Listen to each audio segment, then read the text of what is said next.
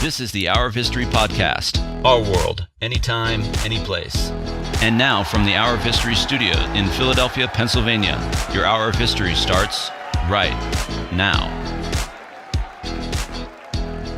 Hello and welcome to Hour of History. I'm your host, Stephen Bauman, and on Hour of History, it's our world, anytime, anyplace, and I'm very excited to welcome two special guests to the studio. Who are you, and why are you here? I'm Josh Stern. I'm a master's student at DePaul University, finishing my last semester. I study Cold War Latin American history, mostly U.S. interventionism, propaganda, things of that nature.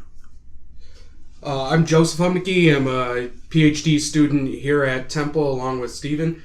I study early American military history, and I guess there's really no reason for me to be here in terms of potentially discussing Cuba. However, I did recently figure out that there were colonial troops that were accompanied British troops to capture Havana back in, date check, 1762? 1762 when the British take Havana. Yes. No, but I think that's a good place to start, Joe, because a lot of people don't think of Cuba as especially now since its economy is not as important and we're not in the Cold War where the whole world could end. You know, people are looking at North Korea, especially now. So I think that's a good point. So someone who studies colonial history even way back then, Cuba has always mattered. Is that fair to say?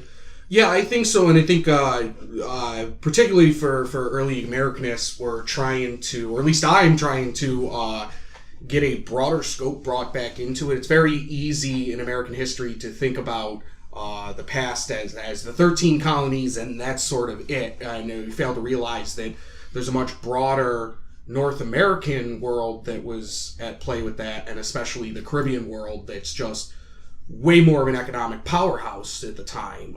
So yeah, it kind of is bringing that back into the discussion. And how about more modern times? Why is Cuba important today? Well, Cuba is important today for the same reason that Cuba was important during the Cold War, as it was important during the occupying years of the early 20th century, as it was during the Monroe Doctrine, which is there's always been a special relationship between Cuba and the United States in our histories, mostly because of proximity, but also because of trade, because of transnational networks, all different kinds of things. So. Now, listeners to the Cities podcast, the Hour of History of Cities, have gotten to know Havana through the time that I've been, I've done 10 episodes on it. My task was to choose 20 items to describe the city. And I sort of struggled with that because Cuba is a very complex place. I imagine it gets more complex when you're dealing with multiple nations crossing these transnational lines. Yes? Yeah, I mean, it's that's what makes the country really beautiful, actually, is the different ethnic backgrounds. You have Afro-Cuban, you have kind of Creole, you have Haitian. You have all different kinds of backgrounds in Cuba. Obviously, Creole and Mestizo and Spanish is a big one.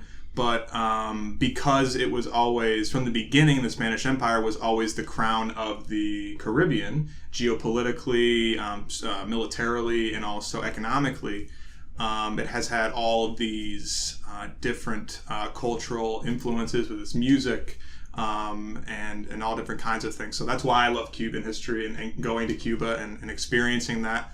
It's really a unique place, more so than just the old 1950s cars and all that stuff. That's really interesting too, but it's just a really interesting place to be, and you kind of just have to be there to really get it. But yeah. Well, isn't that fair to say I'm going to push you a little bit on this, and then of course I want to hear about Cuba. But Joe, can't I say that about the British American colonies? I mean, they were interesting places, and there's a lot of mixtures that are happening there, and you can't see Fort Ticonderoga until you're at Fort Ticonderoga. I think that is fair to say, although, I mean, if I could latch on anything that Josh said here, is that the sort of diversity that is in Cuba throughout its history, we do have that in North America. However, in our narrative, it kind of gets lost. We don't talk about Creolization within North America, even though that's perfectly legitimate that you're getting intermarriage between different ethnic groups, national groups, racial groups, however you want to see it. And it's sort of, it does sort of shift and get lost in a sort of Anglo-Saxon, Anglo-American narrative. Yeah. So yeah, I find it interesting that we tend, at least in my education and in surveying students, that people tend to be very knowledgeable about British colonization and British colonies, but the Spanish Empire was absolutely massive. And it's a very rare American survey course that starts with, say, the Spanish Empire, or even now pretty much everyone starts with indigenous peoples, but that's part of America too, is it not? How important is the Spanish Empire, Josh? And should we, especially for contemporary conversations, how far back do we need to go to understand these places? Again, I think you have to go back to the indigenous cultures originally, and then how they interacted with the Spanish Empire. I mean, the Spanish Empire spanned all the way from Northern California all the way down to the Tierra del Fuego. So it was a massive landmass that was different in every place.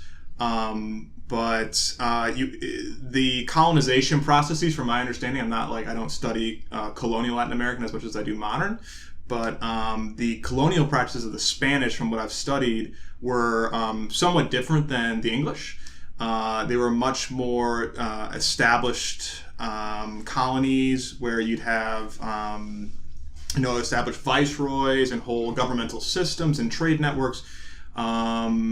And a much more intimate relationship with the indigenous peoples, and less, I would say, of a relationship with and a dependency on slave labor in a lot of places, compared to the French or compared to the English. And Joe's not buying that. No. Yeah, I'm going to push back on there just a little bit. So one, part of the other things I've done is the sort of global atmosphere of my studies. Slavery, right? Yeah, so one, they've been having me take a stab at global slavery, and the other being global history in general and history of warfare. So I mean, to kind of challenge what you said, or to go back to what you said, Steve, yeah. How far back do we really want to go? I mean, my initial thought was, well, you could look at colonial models, European models in America being sort of finding their roots in the Middle East. The Levantine Company really has similar practices of joint stock companies.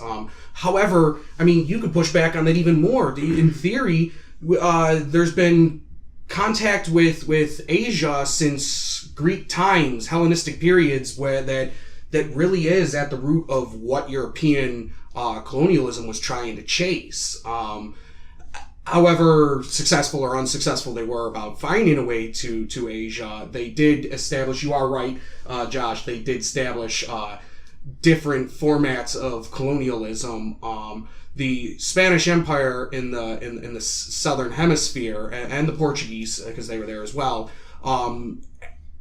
they were more based on mineral and resource allocation, silver trade, gold trade for the galleons. And the British North America didn't really find that, so they became more what we would call settler colonies. However,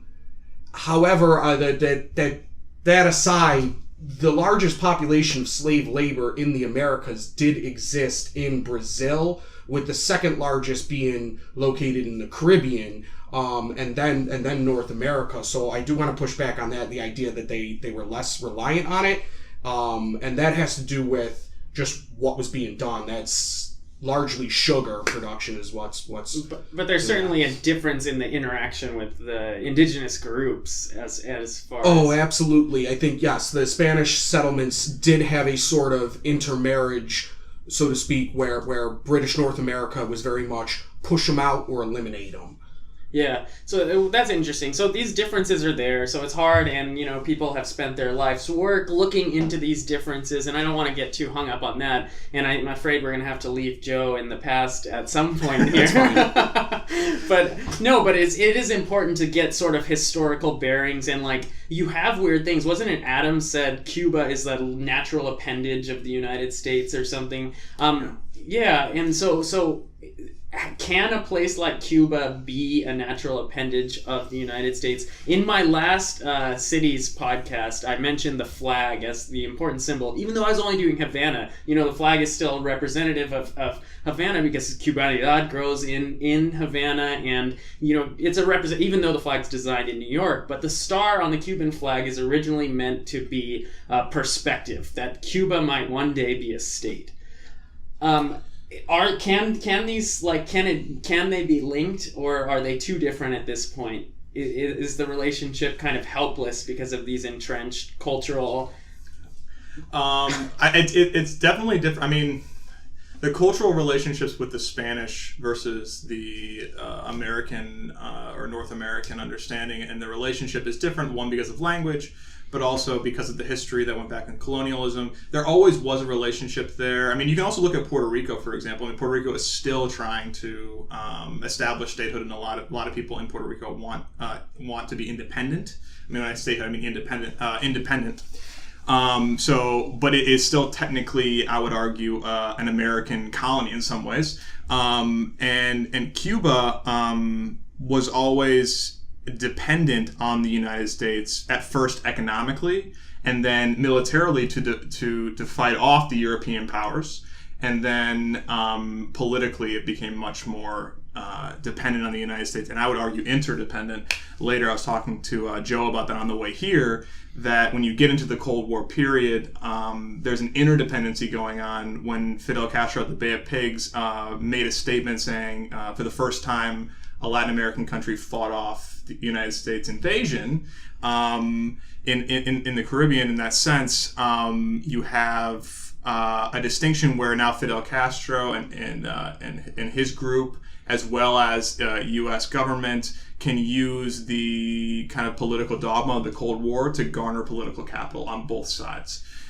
So that's a special and a very exceptional relationship that goes on in the Cold War and even before the Cold War. So there is an exceptionalism, I think, in the relationship between the two. So how much, and that's kind of interesting, so even whether it's helping out or it's being the enemy, there is that sort of tangible relationship. But okay, how much steam is still left in that relation? I mean, it's been quite some time since the Bay of Pigs. We're seeing, even now, I'm going to go a little broader with my long-winded question, but we see even with North Korea now, like the propaganda, North Korea in a lot of ways did the same sort of thing Fidel Castro did, making America the enemy, and it was always there, and the people were always learning, we're going to beat America, and the South, they're just American stooges. And now, when North Korea is on the verge of collapse, maybe it doesn't matter so much.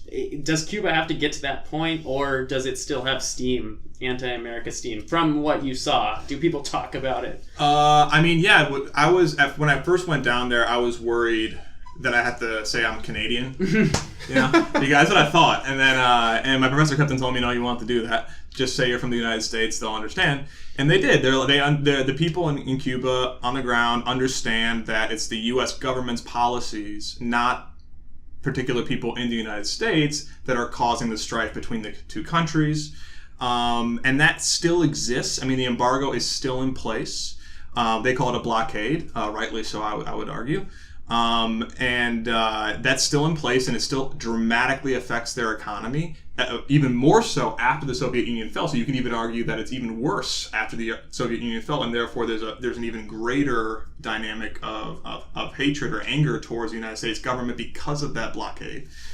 So I still think that the Castro brothers and now Diaz-Canel is going to be using that as not an excuse, but as a political point to garner a stigma against the United States and garner political capital for themselves, saying that this is a constant fight. And it's also in the ideology of Marxism, and in that ideology of it's a constant battle against capitalism. It's a constant battle. So that's still there, and people still feel that, although not everybody. And there is a feeling with people there that they're very gritty. They know how to endure, and they're going to keep on enduring, I think, in that battle. Yeah, let's just take a step back for people who may be new to what's happened recently in Cuba. The name that was dropped there, Diaz-Canel. Miguel Diaz-Canel is the new president of Cuba, while Raul retains a lot of power. So the big news articles were saying the first time Castro has not been in charge, but the reality is that the Castros are still there, and Diaz-Canel, for all intents and purposes, is going to continue towing the line. I mean, that's how you rise to power in this sort of regime. It just so happens that Raul Castro's son, was never going to be the next Castro. But what? Yeah. Joe. So I got a quick question for someone who's a little oblivious to sort of the intricacies of all this. So now I understand what the embargo does and how it creates economic tensions between U.S. and Cuba, and I understand how the fall of the USSR could complicate the Cuban economy. What is keeping Cuba from having financial relationships with other countries around the world? Is this part of like UN solidarity with the U.S.? Actually, this is a point that's made by a lot of conservatives in the political establishment here. Why is the Cuban government making these claims that they can't trade? They can trade with whoever they want. They just can't trade with us. And the reality is that there's been on the books since the Helms-Burton Act in the 70s that codified into law, meaning that now you have to go through Congress to get rid of the embargo, which is a big deal. Yes, Cuba can trade with, say, Spain or European countries or other Latin American countries, but their access to credit is limited. That's a big one. If they want to go through international banks like the IMF or the World Bank, they simply can't do it, or it's very restricted. For example, if they want to buy any kind of part, let's say they want to buy some sort of new agricultural machinery, and maybe 10% of that machinery has an alloy that was produced in the United States, they cannot buy that machinery. Oh my God! So it's any connection with the U.S. Any connection, and that still is in existence. And if we go back, so Matthias and I did a very early Hour of History, I think it was like our 4th episode, about Bacardi. And Bacardi is one of the examples where it also they get tied up in litigation issues. So like one of the issues is the rum, and not Bacardi, but Havana Club is a famous brand of rum. And Cuba partnered with French, Remy Martin, to bring this Havana Club globally.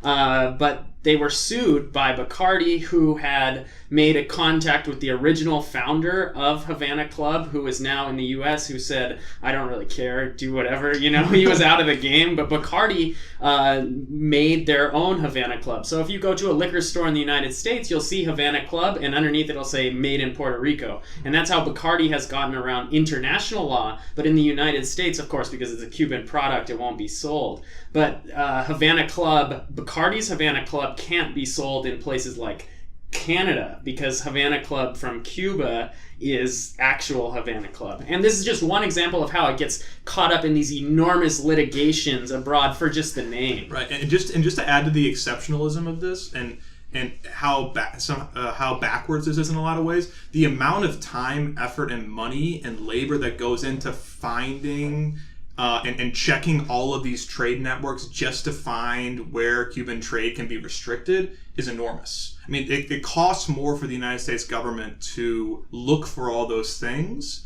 than it is to that they would be able to with trading with Cuba, or allowing them to trade abroad and not with them, for example. It's an enormous burden on the U.S. Time and energy to go through each product that's going in and out of Cuba. and restrict that and send out restrictions for that. So it's incredibly irrational economically. Even it's totally a political thing, and it's irrational because it's based off of this old Helms-Burton Act embargo that happened in the early 70s.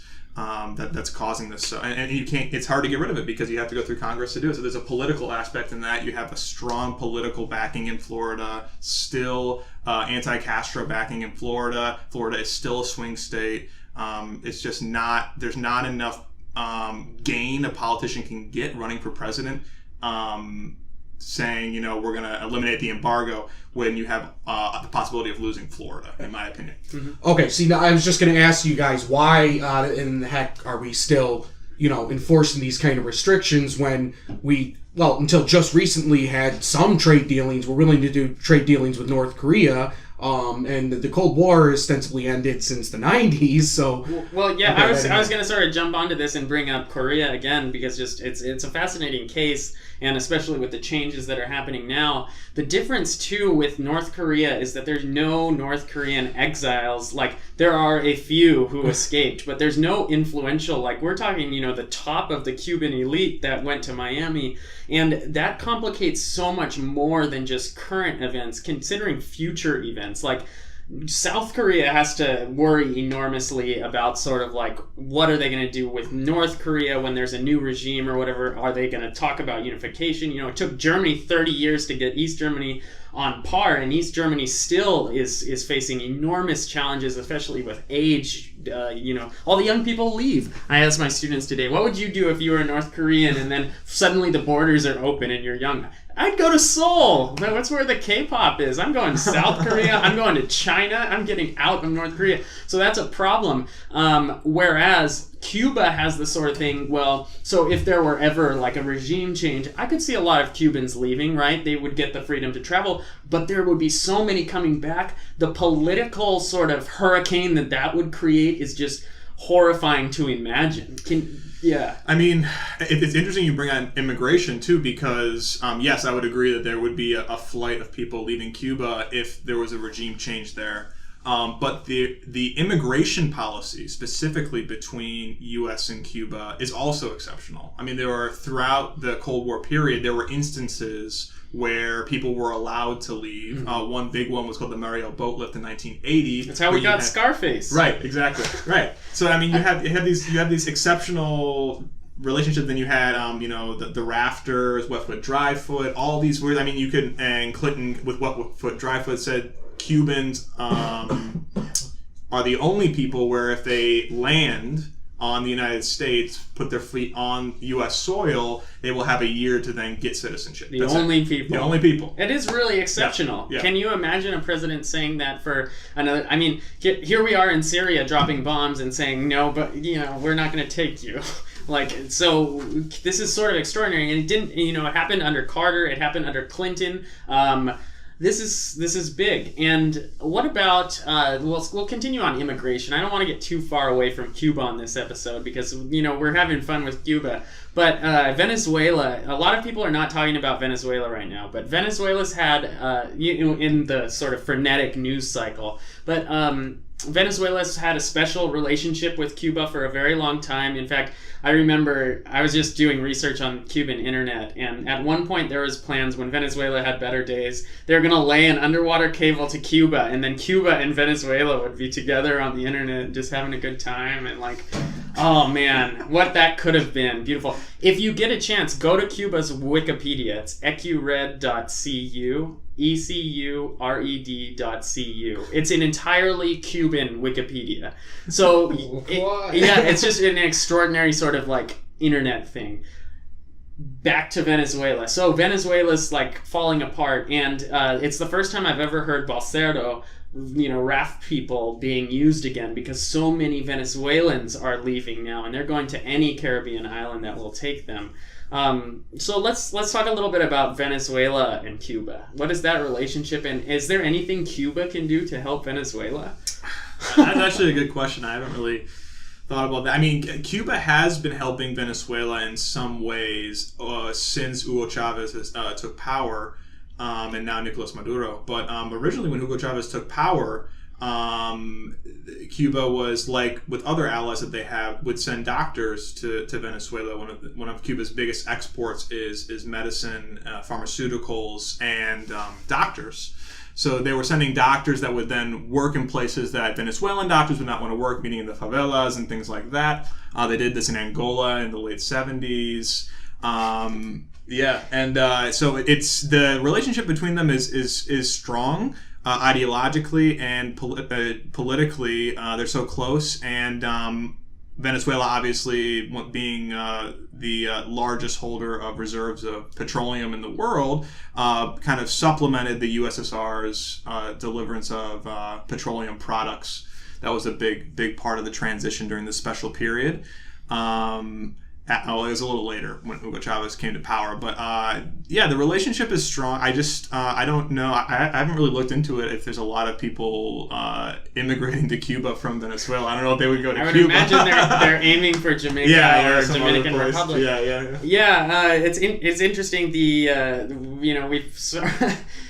Cuba. We were just talking about how they made their international attempts and this attempts at internationalism, certainly in Africa, and even with the brigades of education, trying to teach literacy, but there's this sense of just disappointment, at least from the left. I was talking to Keith Riley on earlier podcast episodes, and we were talking about the Sandinistas. Now I'm just jumping all over the place. Anyway, but he was talking about how there was this promise, it was the same issues, literacy and health, and there was just so much promise, and then the revolution happens, and there's a million people trying to bring down the revolution, and the revolution inevitably fails or struggles along in Cuba's case. And now in Nicaragua, it's like totally crazy. But what about this? What is the sense? What was your sense when you were there about the people's perspective towards the revolution? In what I've read, they don't view it as a failure. It depends on who you talk to. A lot of people that I met did not view it as a failure. They're very patriotic, and they understand intimately the political and historical process that the country has gone through. If there's one thing that the Cuban Revolution did, was it brought back, although it was produced, it's not exactly the history that we teach here and other places, but they produced a history where they've looked back at their history again and remade their history in a way that I don't know how to say it, emphasize the importance of everyday people in Cuba in fighting for independence. All the way back to the 19th century against the Spanish. So that's big. I did meet a couple people too that were very much against the Cuban Revolution and the Cuban government that were living there. Usually, these two people were, one was a doctor and one was an economist. And they were against it not necessarily because of the social or political aspects, it was mostly the economic aspects, where they were complaining that they were getting paid, I think it was like $20 a month or something like that to be a doctor or to be an economist, getting paid the same amount as agricultural worker or a garbage truck driver. So there is definitely a lot of anger and resentment towards the Cuban government in that sense. And I think that's why you're starting to see a change in the economy. You're starting to see, and that's something that's not talked about. I think there's a domestic push right now for an opening up of the economic sphere in terms of the internal economic sphere, allowing, for example, money to come in from Miami to then invest in private enterprises, to even expand co-ops, for example. There was a big restriction on cooperatives, believe it or not, in Cuba for a long time, and now they're starting to expand cooperatives that I went to. And there's a lot of actually really cool things going on in the economy right now, where you're getting a kind of, we went to this barbershop when I was down there, and it was a cooperative. This guy, maybe 5 other guys, got a little money from the government, and they were able to remake this broken down kind of building right near the Malecon, the big street that goes along the sea there, into a co-op for a barbershop that taught people in the neighborhood how to be barbers. that was jointly owned by 6 people, so they had a cooperative organization enterprise where it was more democratic in the way that they ran it. And there was a little bit of money financing from Miami in that, which is another whole thing. But they also talked about how they were building their community with the money that they were taking in, that it was part of this responsibility as Cubans to build their community. And that's kind of, you see this difference in this kind of pseudo-capitalistic, pseudo-socialist kind of... Well, but that, okay, so I see this a lot, or I've heard similar things, and I think I like to, like, the metaphor is like a faucet. The drip, it's just dripping right now. And so there's like the barber shop you talk about. But the faucet by no circumstance is turned on. And I think the leadership is worried, as you might imagine. But this is kind of what I'm thinking about North Korea as I see these things. And people are, people who don't know North Korea and who are not experts on North Korea. I'm not an expert on North Korea. But people are, making these like crazy predictions like, North Korea is just going to start opening up and so on. But I feel like the trickle, even the drop, is getting harder and harder to do in the digital age, especially with information coming in. So there's internet in the parks in Cuba. Right. When I was there, I don't know if it's changed at all. When I was there, they told me that the internet was still being run off a 1970s Chinese satellite. That's what they told me. That's how it's functioning in the major cities in Cuba.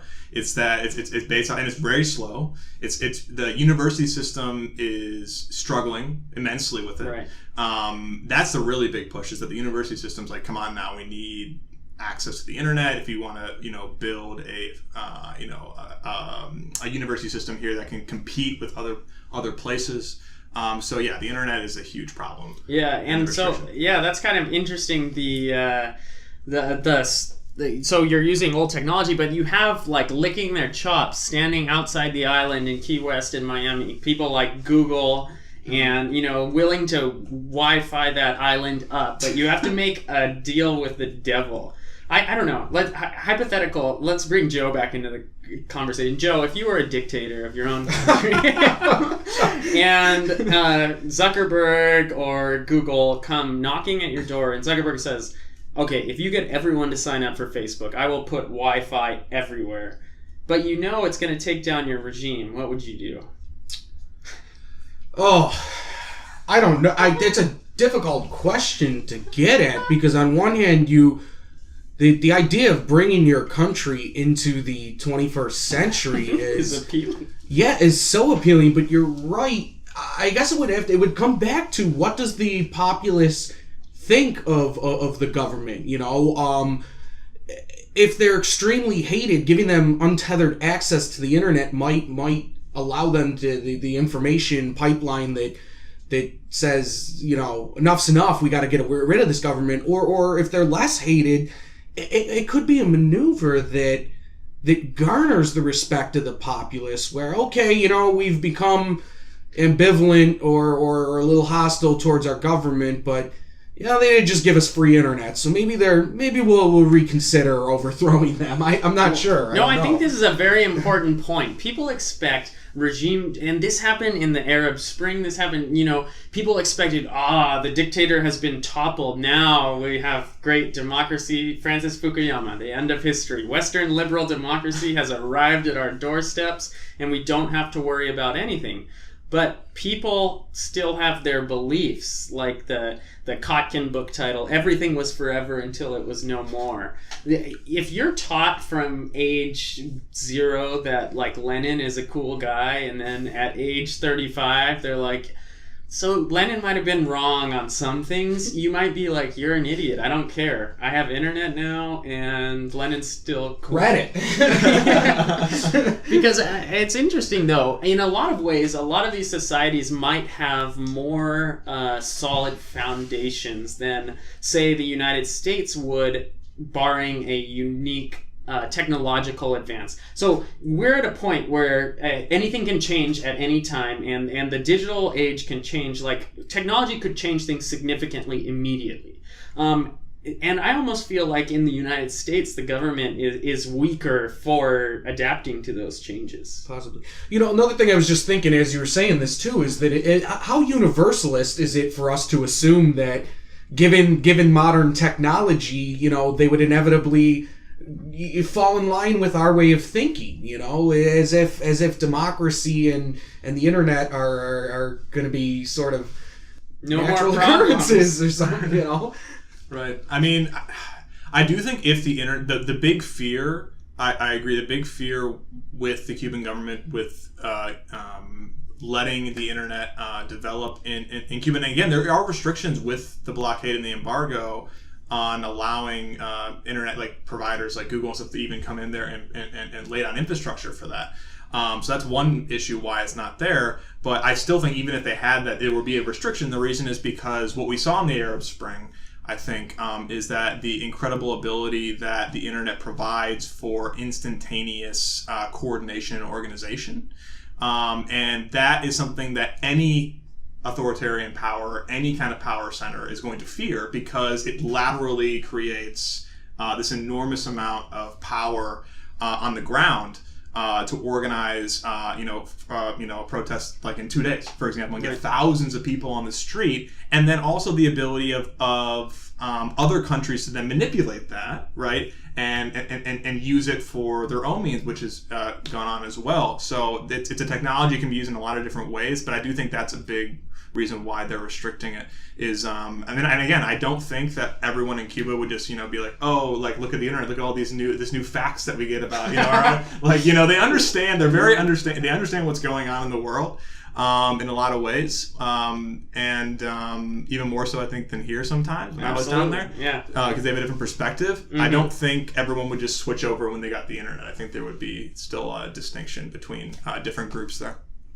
So, another thing I was just thinking about is, the internet has sort of allowed for the return of cottage industries, and I'm thinking you were talking about the co-op, the barbershop co-ops, and what about cryptocurrency and the sort of microfinancing or private entrepreneurship opportunities that the internet provides, If there, would the internet allow Cuban civilians to circumnavigate the embargo or find other means of bringing financial gain to the island that wouldn't rely on massive financial structures? Yeah, what's really interesting about cryptocurrency is we need not look farther than the example of China, the masters of internet control. They're among the first in the world to legislate against cryptocurrency, and they're going to be on the cryptocurrency ball right away. When I taught in China for a little bit, and when I was there, we used to troll each other because you can't search for the 3 T's, Tibet, Tiananmen, or Taiwan. And if you do, the internet gets shut down almost immediately. So it's a fun little game to play. Just go type Taiwan on someone's computer. Because because these sort of things, like China is the masters. And I think what's perplexing to me about this Cuba situation is the lack of sort of relationship Cuba has with China. Like, I'm always reading that Cuba goes and they go to these economic summits in China and they're like, yeah, China has their way. It's almost like the sort of Chinese authoritarian, the capitalism with Chinese characteristics wouldn't work in Cuba. Yeah, there has been a history about the relationship between China and Cuba during the Cold War. I mean, Che Guevara was a known Maoist. Compared to Fidel Castro and Raul Castro, was more Leninist. I would argue Raul Castro was more Stalinist, maybe. There is a difference there. I mean, Mao, I can't remember the exact quote, but Mao said, it's a difference is that you should try to make revolution wherever you can, however you can. That's the Maoist doctrine. And the Leninist is much more centralized. It's much more, even though the Chinese communism is very centralized, I think that ideology it's a little scarier for the Cuban government, and I really don't know. It'd be an interesting question for research as to. I know they had trading relations for a while, and they had open diplomatic relations for a while. So it's an interesting research topic to go and look what that relationship would be between Cuba and China. I mean, China is very much involved in a lot of South American and Latin American countries right now, especially Chile for their copper and things of that nature. So they're starting to take hold of Latin American economy. in a lot of ways where, for example, in Chile, I had friends telling me they have a huge inflation crisis, and it's mostly because the Chinese economy was starting to downturn. It was starting to slow down. It wasn't necessarily because of U.S. dependency. It was because of Chinese dependency on their copper. So that's starting to change a little bit. And also we can talk about, too, talking about cryptocurrencies, Venezuela just switched over to this cryptocurrency, they have a cryptocurrency established now, and they're trying to use, I can't remember if it was exactly Bitcoin or some sort of cryptocurrency that a lot of regimes are starting to try to use. I think Iran is starting to talk about it, and they're using it in a way to step outside of the sanctions that are being put on them. And it's kind of interesting. I don't know if Cuba was going to try to do that or not, but yeah, that's very cool. And there's also this level of like historical heritage, not only that I think people they underestimate the sort of relationship that the Chinese people have had with Latin America. Like, you go to Belize and Honduras, you're going to find people from Taiwan, mostly from Taiwan, working the shops. I once asked a guy in Belize, I said, why are all the shop owners Taiwanese? And he said, you think we would work 24 hours a day?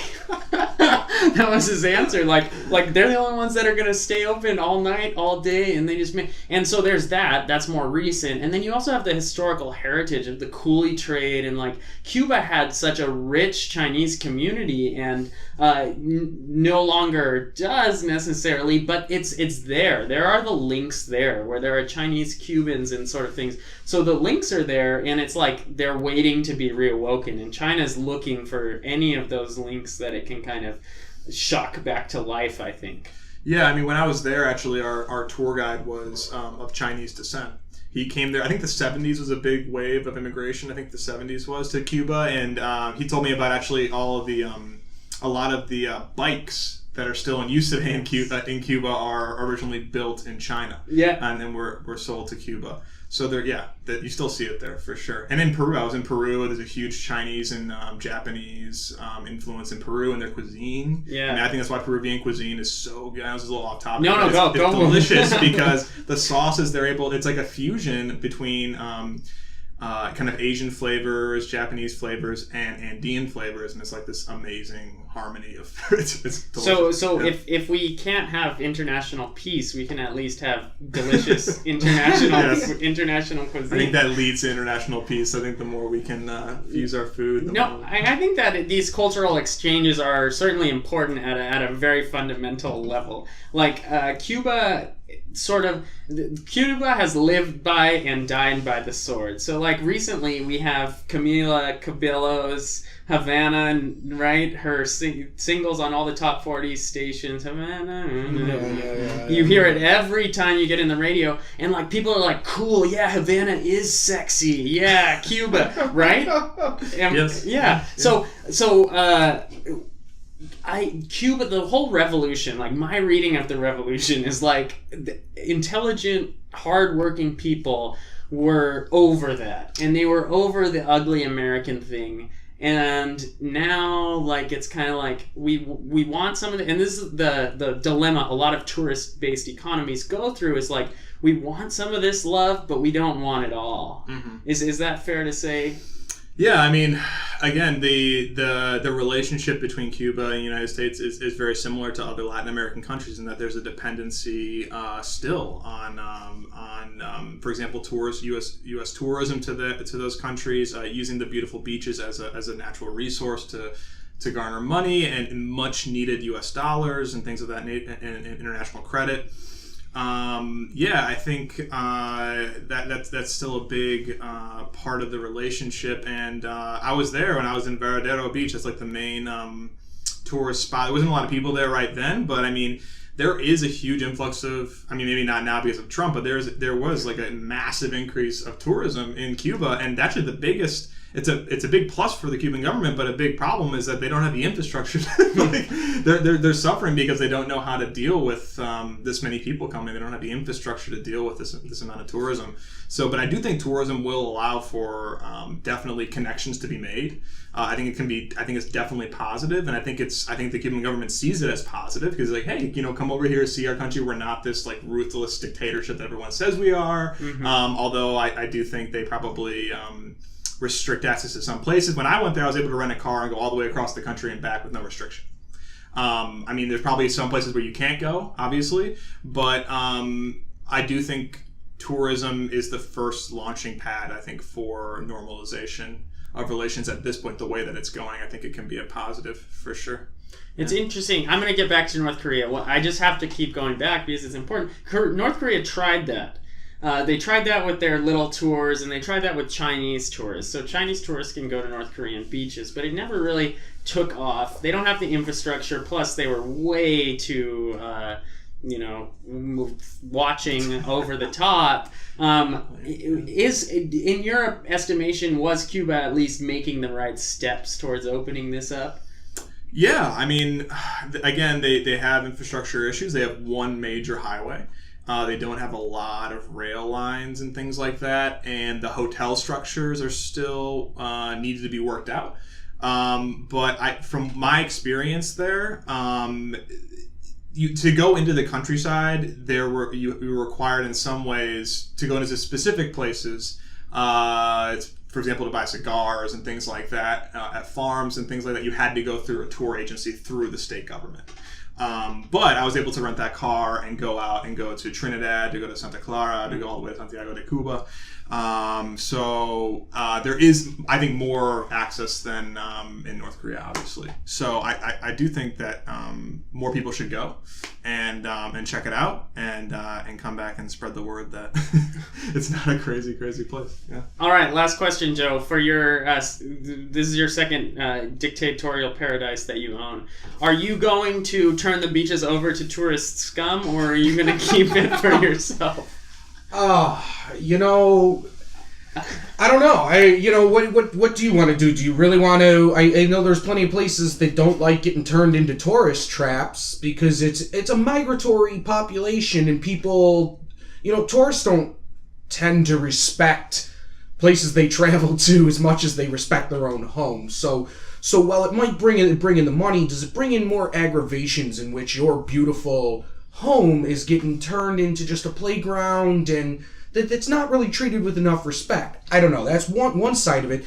The other side is, I think you are right. Like, the more exposure we get to these places, potentially the more we have, and very similar to the internet. Either we change these foreigners' minds and they become more acceptive of Cuba, or because of the money that's being brought in, the locals change their mind about the government. I don't know. I really don't know, though.